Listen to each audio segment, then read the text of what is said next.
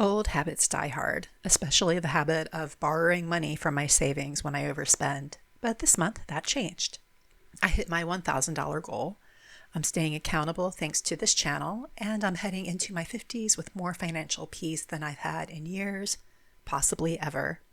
So I'm here to squeeze in my December check-in on New Year's Eve.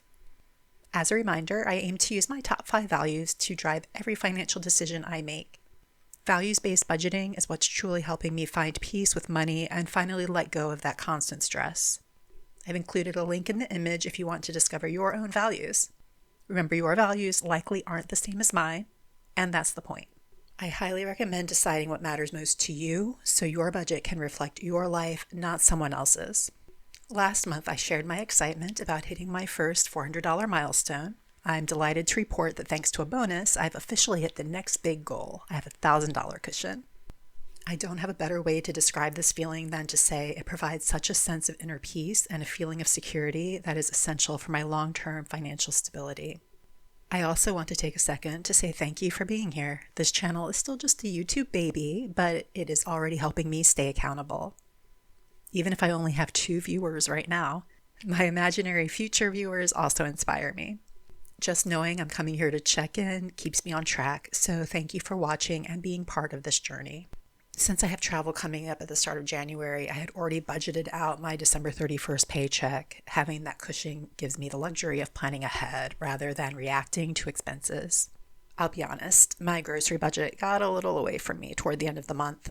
In the past, I would have just dipped into my savings to cover the difference, not this time. I moved money around between other envelopes, but I did not touch the cushion. Breaking that habit of borrowing from the future is a major step for me, and I'm determined to keep that fund strictly for actual emergencies. As you may know, I'm celebrating my birthday with a January cruise. My aunt will join me on a 5-day cruise, and we're flying into Florida a day early.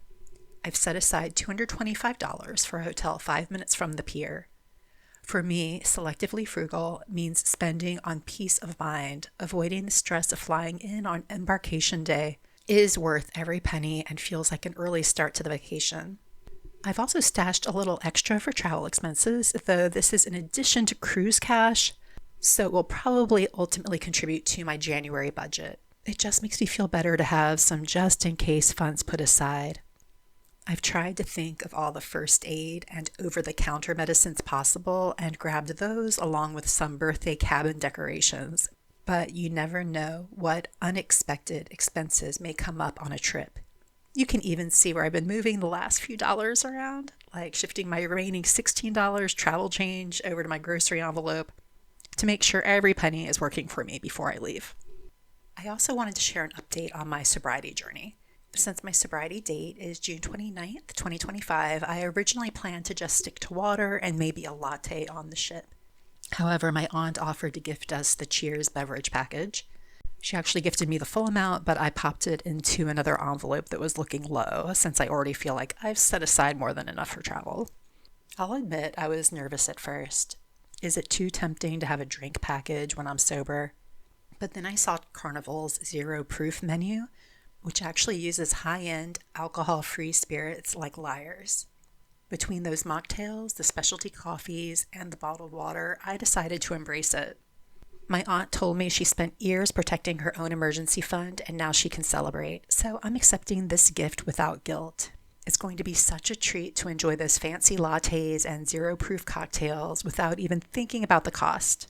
It's a luxury I'm so grateful for, and it lets me focus on the vacation, not the budget.